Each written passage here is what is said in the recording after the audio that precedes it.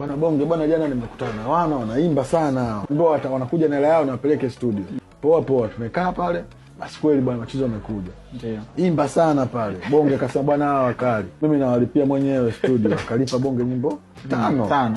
Sasa yule mwamba mwingine yule ambaye ndo dada yake nikamwambia bwana sumupoa mapene tugawane bwana yale studio tayari fresh huko. Mchizi kula mapene usiku ule kaenda kula. Nikaona huyu kwa ndo tunaanza tu naleta michongo hii na huyu mbele safari kutoka kuna shida kwa mimi nikaa umekunja naye. Alafu sasa yeye sasa ndo ndugu yangu.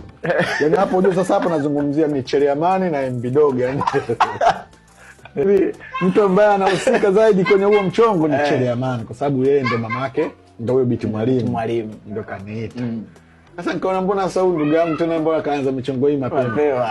Basi tumeenda kule studio, Stone Crafters tukarekodi nyimbo inaitwa Latifa, tukarekodi nyimbo kama 4 hivi. Ilikuwa mwaka gani huo? Hiyo Latifa 4. Vofika sasa nikazichukua zile nyimbo zote nikampelekea Bonge. Nikamwambia Bonge. Hii Latifa ndo kali. Ndio mwambie huyu aifanye peke yake, hii nyimbo sio ya watu wawili. Kweli bwana Bonge naye amenisikiliza. Bonge sasa yeye anampenda sana P-Funk. Akampigia P-Funk akamsikilizisha ule wimbo. P-Funk akasema mwambieni yule dogo aje. MB Dog akaenda pale akaambiwa aifanye mwenyewe ile nyimbo. Lakini wakati anaifanya P-Funk akasema madini na kusikia huko. Akasema ndio nilikuwa nataka hivi. Akaambiwa bwana wewe piga mistari yako 12. Akamwambia zoezi dogo sana. Sasa zamani sio kama sasa hivi kwamba unapewa wimbo urekodi hapo hapo.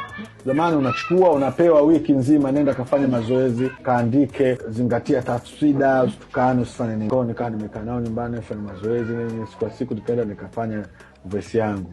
Verse yangu ni nje nakumbuka siku zile walikuwa kwa Gosi wa Kaya.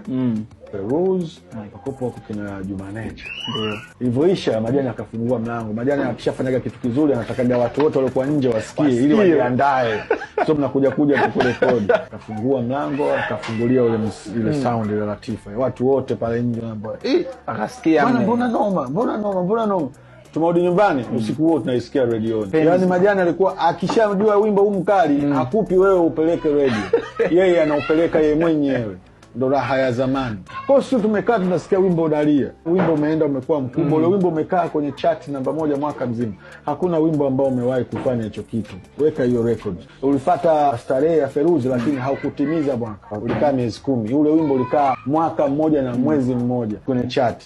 Kwa hiyo pale ndipo sasa MB Dog naye akajoin Machizo wengine sasa tukazidi kuwa wakubwa, kina Tunda, kina Deso, Keisha, wakaja sasa kina Zedanto, Kasim. That's why ikazaliwa TikTok.